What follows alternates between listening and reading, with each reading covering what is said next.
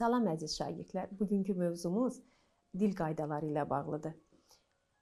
Əvvəlcə şərtimizə diqqət edək. İzahlardan çıxış edərək göy rənglə verilmiş sözlərin mənalarını təxmin edin və lüğət vasitəsilə dəqiqləşdirin. Gəlin diqqət edək. Deməli, qrafiya və qram sözləri. Bəzi sözlərə qoşularaq elm sahəsi, əsər və sair mənalı anlayışı əmələ gətirir. Bəzi sözlərə qoşularaq qrafik təsvir, yazı mənalı anlayışı əmələ gətirir.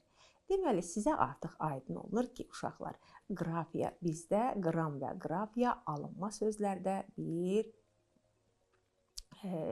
fonemdir.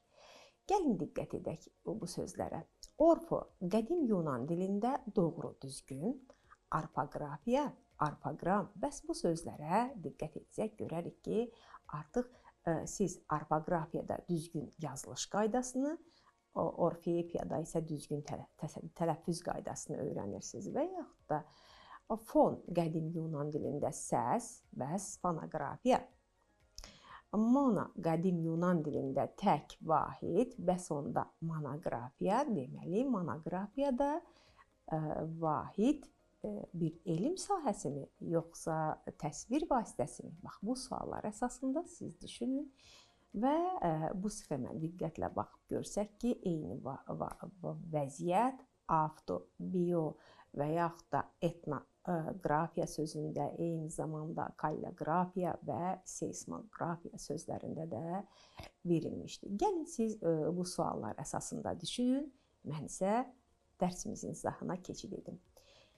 Ötən siniflərdə də, yəni 5-ci sinifdə də siz alınma sözlərlə bağlı müəyyən məlumatlar əldə etmişsiniz. Uşaqlar, burada arfoqrafiya, orfoqram, fonoqrafiya, fonoqram, bir də monoqrafiya sözləri verilmişdir. Gəlin bununla bağlı izaha diqqət edək. Arfoqrafiya sözlərin düzgün yazılışını tənzimləyən vahid qaydalar sistemidir. Orfoqram isə orfoqrafiya qaydalarına uyğun yazılan hərf şəkilçi deməkdir. Fonoqrafiya səsin yazıda hərflərlə ifadə olunduğu yazı növüdür. Fonoqram isə səs yazısı, diskə yazılmış musiqi, mahnı, çıxış mənasını ifadə edir. Monoqrafiya isə konkret bir mövzunun dərindən araşdırılmasından ibarət olan elmi əsərdir. Davamlı olaraq isə bildirmək istəyirəm ki, uşaqlar, burada da avtobioqrafiya, etnoqrafiya, kalligrafiya və seismoqrafiya sözləri verilmişdir. Deməli, avtobioqrafiya bir şəxsin öz həyatı haqqında xronoloji ardıcıllıqla yazdıqları tərcümeyi haldır. Siz də artıq tərcümeyi hal yazmağa başlamışsınız. Etnoqrafiya xalqın məişətini, adət-ənənlərini, mədəniyyətini öyrənən elm sahəsidir. Kalligrafiya gözəl xətlə yazma sənəti, seismoqrafiya isə yer qabığındakı titrəyişin cihazlarla qeydə alınmasıdır ki, bax, biz bu sözlərlə tanış olduqda görürük ki, bu sözlər necə sözlərdir? Alınma sözlərdir.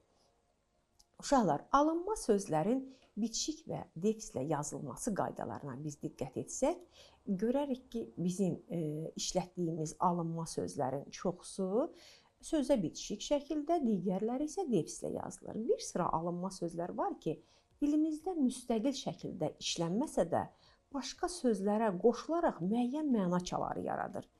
Onların əksəriyyəti sözün əvvəlində gəlir və bitişik yazılır. Məsələn, antifaşizm, aerodinamika, mikroelektronika, video-maqnitofon.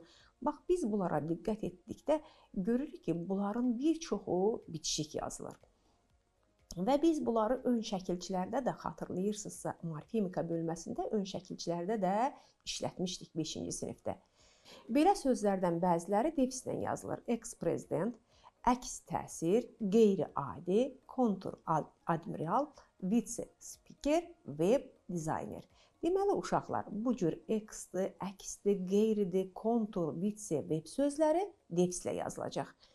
Növbəti tapşırıqda isə uşaqlar, cümlələrdə səhv yazılmış sözləri müəyyən edin və orfoqrafiya normalarına uyğun yazın. Gəlin diqqət edək bu hissəyə. Biz qonaqlarla qeyri-rəsmi şəraitdə görüşdük. Səyahət üçün rahat bir mini avtobus sifariş etdik. İndi biz diqqət eləsək görərik ki, burada qeyri-rəsmi necə yazılmalı idi? Devslə yazılmalı idi. Mini avtobus. Diqqət edək uşaqlar. Mən eks-çempionundan avtoqraf aldım.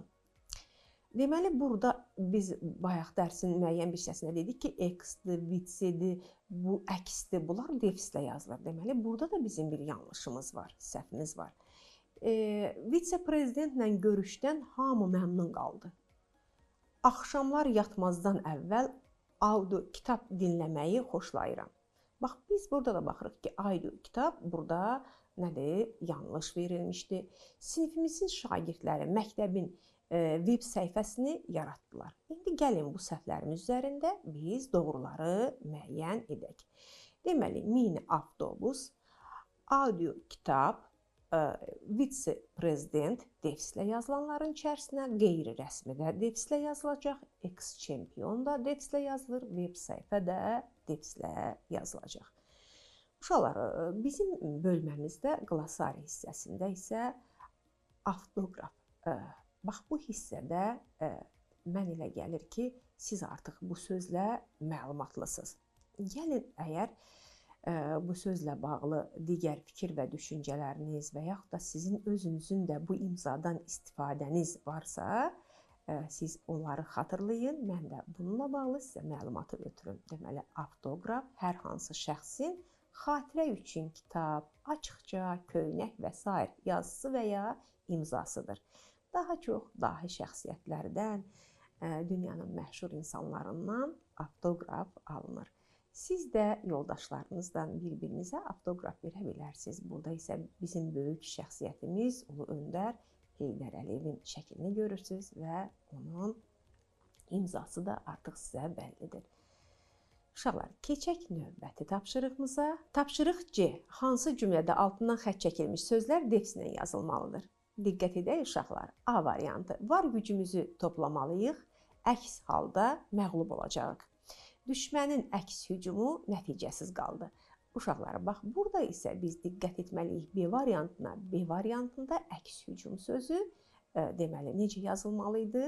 Devslə yazılmalı idi. O yazılmalı idi, düşmənin əks hücumu nəticəsiz qaldı. Bax, bu şəkildə olmalıdır. Siz də bu cür sözləri araşdırıb düzgün yazmağı öyrənin. Sağ olun, növbəti dərslərimizdə görüşənə qədər.